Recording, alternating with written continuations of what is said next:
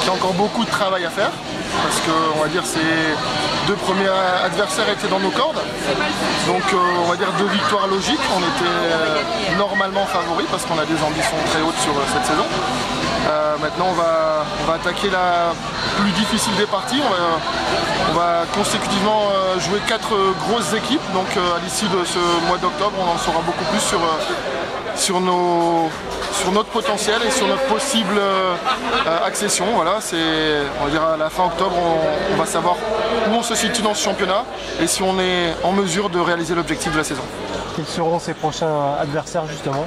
On va jouer Rixheim, le club alsacien, on va jouer Terville et on va jouer Levallois et Saint-Maur, donc 2 équipes parisiennes.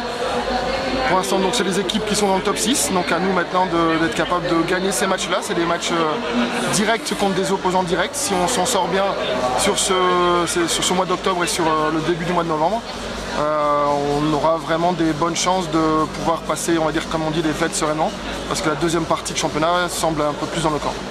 Terville, qui est une réserve pro, qui est annoncée comme un des épouvantails de la poule, vous pouvez le confirmer? Oui, c'est une équipe qui est très solide, très bien structurée. On sait que c'est une équipe qui a des individualités aussi très intéressantes, qui s'est bien renforcée. Pour preuve leur victoire ce week-end à Vendôme. Mais bon, après on les a joués déjà en pré-saison sur les matchs amicaux. On doit être capable de s'imposer contre elles si on veut atteindre notre objectif qui est la montée cette année. Bon, il y a un public au Palomnisport Joseph Claudel. Il y a la présentation des Louves. On sent que le club se structure et se donne les moyens de ses ambitions. Est-ce que c'est votre avis? Oui, c'est vrai que le public est venu, on va dire, relativement nombreux sur le premier match, mais c'est à nous aussi de créer l'engouement par nos résultats, par notre manière de communiquer, évidemment par la qualité de notre jeu. Ça permettra au fur et à mesure, au fil des matchs, d'avoir de plus en plus de public, parce qu'on sait qu'à Saint-Dié, il y a un public pour le sport et j'espère que ce sera pour le volley féminin.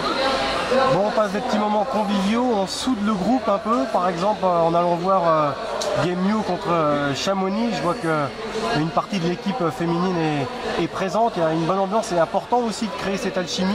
Oui, on a eu la chance d'être invité par le président des Gamio et aussi parce que Mathieu Péché est le compagnon de Jenna Plaska, une de nos joueuses, donc on a eu la chance de cette invitation. Ça permet évidemment aux filles de voir autre chose que la salle de volley, de voir d'autres ambiances et de continuer à créer des liens en dehors du terrain, ce qui est très important pour l'équipe. Est-ce que vous avez accentué les entraînements cette saison par rapport à la saison passée? Oui, c'est clair par rapport à la division, on est sur entre 5 et 7 entraînements par semaine. On va dire la moyenne des autres équipes, c'est plutôt entre 2 et 3.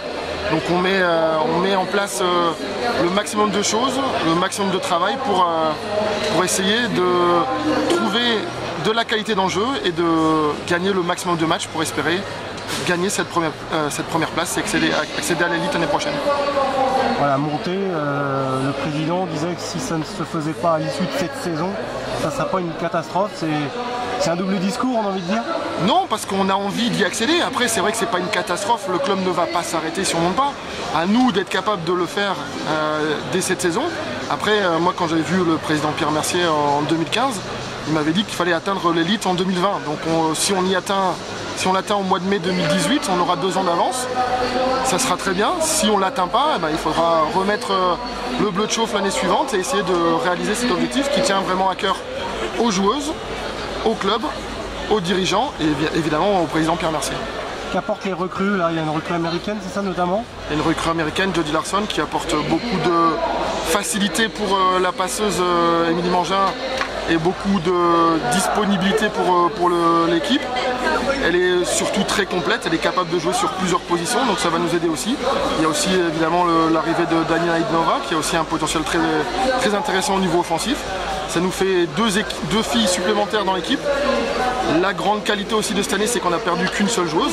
On a changé d'américaine. Donc le collectif se connaît et il ne peut que se bonifier avec le temps.